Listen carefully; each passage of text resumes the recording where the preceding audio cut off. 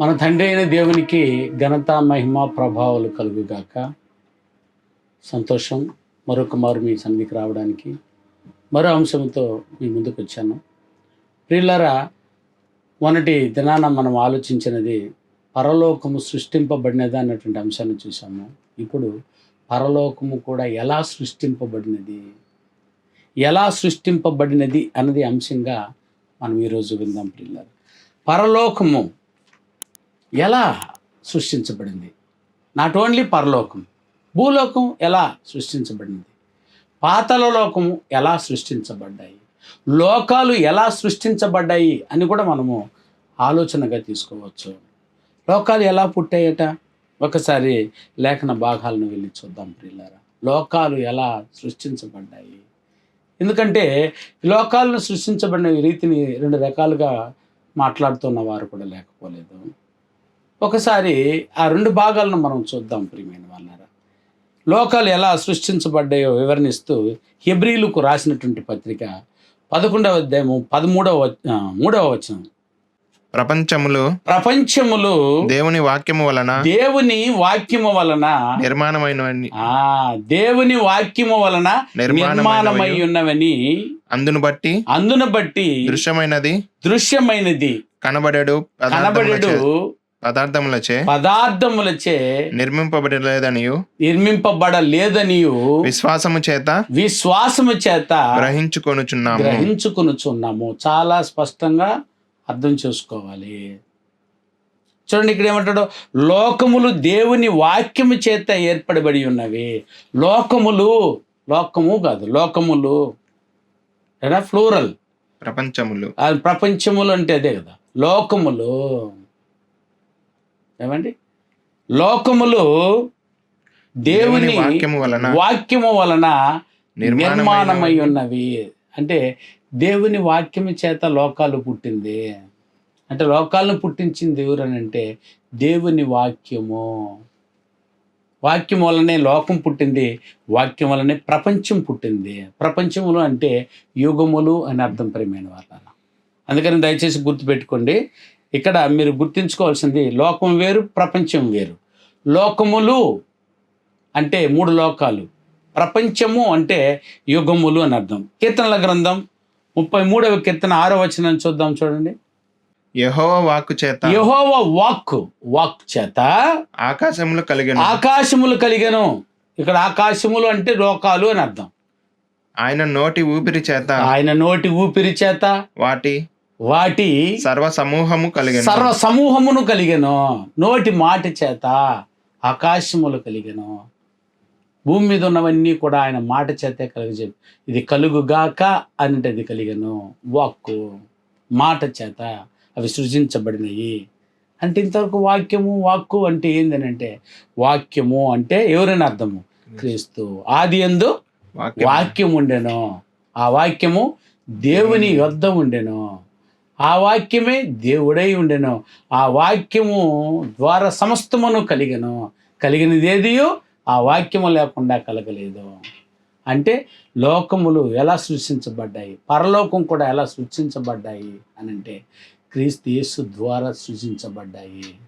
తండ్రి అయిన వాక్కు అంటే తండ్రి వాక్కే ఎవరంటే క్రీస్తు ద్వారా సమస్తమును కలగజేయబడినవి అవి. ఇక వాక్కు అన్నా ఏమి, వాక్యము అంటే ఏంటి అర్థం అని అంటే, వాక్యము అంటే దానికి అర్థము ఏంటంటే శక్తి, అధికారము, సృష్టించే శక్తిని కలిగిన ఆ అర్థమును కలిగి ఉంది. ఏమండి? శక్తి, అధికారము, సృజించగలిగినటువంటి శక్తిమంతుడు, దానికి వాక్యం అని పేరు. ఆ వాక్యమునకే ఏమని పేరు? యేసుక్రీస్తు అని పేరు. ఆ యేసుక్రీస్తే దేవుని నోట నుంచి వచ్చిన వాక్కు, తండ్రి అయిన దేవుని నోట నుండి వచ్చిన వాక్కు. సో నిత్యుడైన దేవుని నుండి వచ్చినటువంటి వ్యక్తి, దైవత్వమును కలిగినటువంటి వ్యక్తి యేసుక్రీస్తు వారు. తండ్రిలో నుండి వచ్చిన వాడు, శాశ్వతంగా ఉండగలిగిన వాడు. ఎందుకంటే తండ్రి అయిన దేవుడు శాశ్వతుడు, ఆయనలో నుండి వచ్చిన ఆయన కూడా శాశ్వతుడే. నా ప్రియమైనటువంటి వారులారా, ఆయనలో నుండి వచ్చిన పరిశుద్ధాత్ముడు శాశ్వతుడే, ఆయనలో నుండి వచ్చిన ఆదాము శాశ్వతుడే. ఆదాము నుండి వచ్చినటువంటి ప్రతి ఆత్మ, భూమి మీద ఉన్నటువంటి ప్రతి ఆత్మ కూడా శాశ్వతమైనదే, నిత్యం ఉండగలిగినదే. నా ప్రియులు, దీన్ని గమనించండి.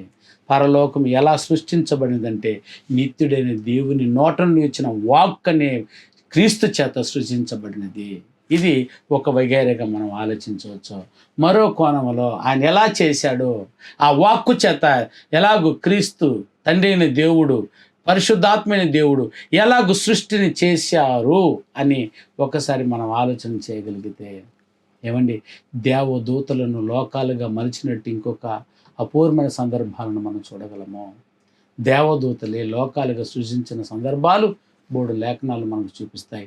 148వ కీర్తన చూసినా, హెబ్రీయులకు రాసిన పత్రిక 1వ అధ్యాయం 7వ వచనం చూసినా, ఏమండి, పలు సందర్భాలను మనం చూడగలిగినప్పుడు అదిగోండి, దూతలను ఆయన వాయువులుగాను అగ్ని జ్వాలలుగాను చేసుకున్నాడు. ఏమండి, పైనున్న ఆకాశమా, క్రిందున్న సముద్రం, పైనే కదా జలం ఉండేది, సరే కిందుండే కదా జలం ఉండేది, పైన కూడా జలం ఉంది. ఆ జలములను ఈ జలములను వేరుపరచగలడు. పైన జలములు ఎవరు? ఏమండి, 148వ కీర్తన 1వ వచనం నుంచి నిదానంగా చదవగలిగితే, ఏమండి, ఇక్కడ దేవదూతలను ఏమండి సృష్టిగా మలిచినట్టు, ఏమండి అందులో సమస్తంగా ఉన్నటువంటి వాటిని మలిచినట్టు వాక్యం చెప్పబడుతుంది. దాంతో చదువుగా వింటున్నాం చూడండి. 148వ కీర్తన 1వ వచనం నుంచి, యెహోవాను స్తుతించుడి, ఆకాశవాసులారా యెహోవాను స్తుతించుడి, ఉన్నత స్థలమందున్న వారులారా ఆయనను స్తుతించుడి. ఆయన దూతలారా మీరందరూ, ఆ సమూహాలు ఎవరంటే దూతలు, దూతలారా, కానీ దూతల గురించి మాట్లాడుతున్నాడు. దూతలారా మీరందరూ ఆయనను స్తుతించుడి. ఆయన సైన్యములారా మీరందరూ ఆయనను స్తుతించుడి. సూర్యచంద్రులారా, ఎవరు ఆ సైన్యం అంటే కింద వివరణ ఇస్తున్నాడు. సూర్య చంద్రులారా ఆయనను స్తుతించుడి. కాంతిగల నక్షత్రములారా మీరందరూ ఆయనను స్తుతించుడి. పరమ ఆకాశములారా ఆకాశము పైనున్న జలములారా ఆయనను స్తుతించుడి. యెహోవా ఆజ్ఞ ఇయ్యగా యెహోవా ఆజ్ఞీయగా అవి పుట్టెను. ఇవన్నీ దూతలేను.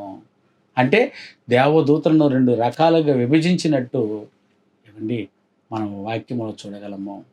అందులో ఒక వగైర దేవదూతలను సృష్టిగా మలిచాడు, ఇంకొక వగైర దూతలను రూపము కలిగిన దానిగా చేసుకున్నాడు అని చూడగలుగుతున్నాము. సృష్టిగా, ప్రకృతిగా, లోకాలుగా మలచబడినటువంటి దూతలు ఒకవైపు అయితే, తన యొద్ద పరలోకమందున్న దూతలు, వాటికి 6 రెక్కలు, 3 రెక్కలు ఇవ్వబడ్డాయి. ఏమండి, 6 రెక్కలు ఇవ్వబడ్డాయి. 2 రెక్కలతో ఏమండి మొహాన్ని కప్పుకొనొచ్చు, 2 రెక్కలతో పాదములను కప్పుకొనొచ్చు, 2 రెక్కలతో ఎగురుతూ దేవుడు పరిశుద్ధుడని రూపము కలిగిన దేవదూతలు, సేవ చేయుట కొరకు కనిపించిన దేవదూతలు చూడగలము. అనగా 2 రెక్కల దేవదూతలు ఉన్నారు. ఒక రకమైన దేవదూతలు రూపము కలిగినవి, మరొక రకమైన దేవదూతలు రిమైన్ వాళ్ళ ప్రకృతిగా మలచబడినవి, లోకాలుగా మలచబడినవిని అక్కడి నుంచి మనం చూడవచ్చు. ఒకసారి చూడండి, హెబ్రీయులకు రాసిన పత్రిక 1వ అధ్యాయం 7వ వచనం చూడండి. తన దూతలను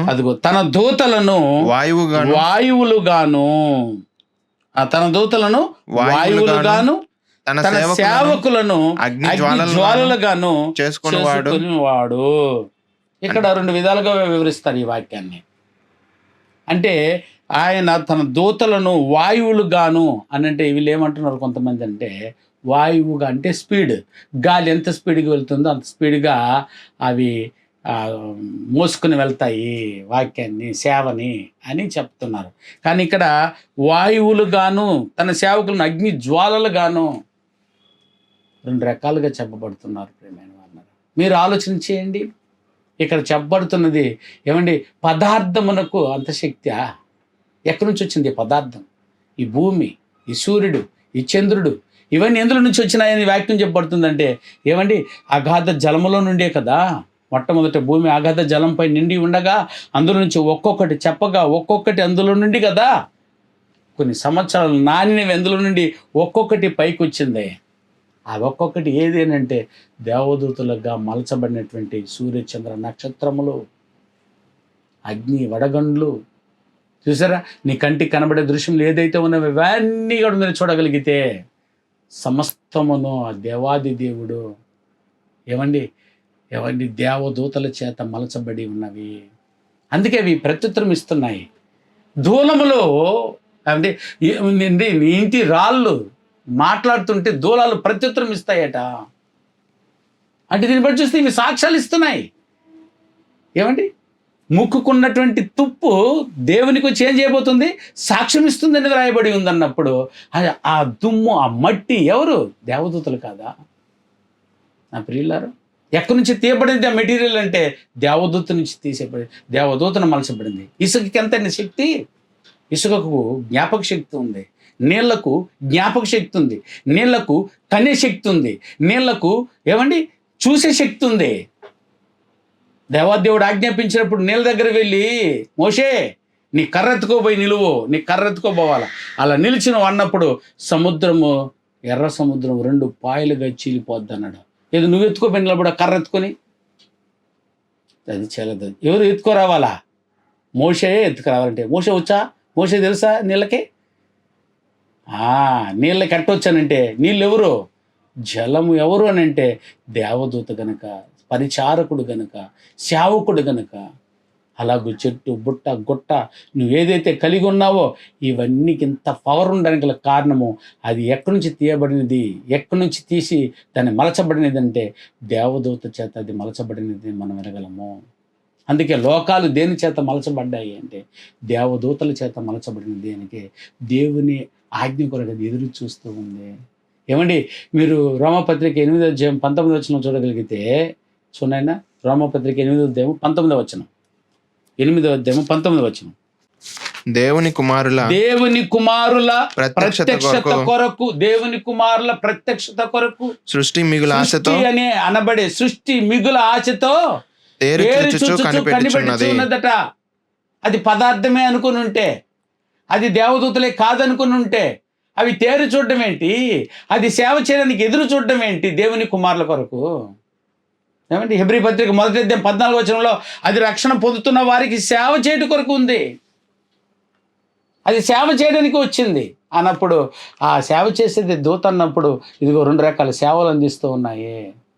ప్రకృతి ద్వారా చూసారా సేవ చేస్తూ ఉంది దేవుని కుమారుల కొరకు. అందుకే ప్రియులారా, ఈ సముద్రము, అందులో ఉన్న సమస్తము ఏమండి నీ కొరకే ఉపయోగపడాలి. సమస్త దేవదూతలందరూ నీ కొరకే సేవ చేస్తున్నారు. నీళ్ళు గాను, ఆహారం గాను, కాయగూరలు గాను.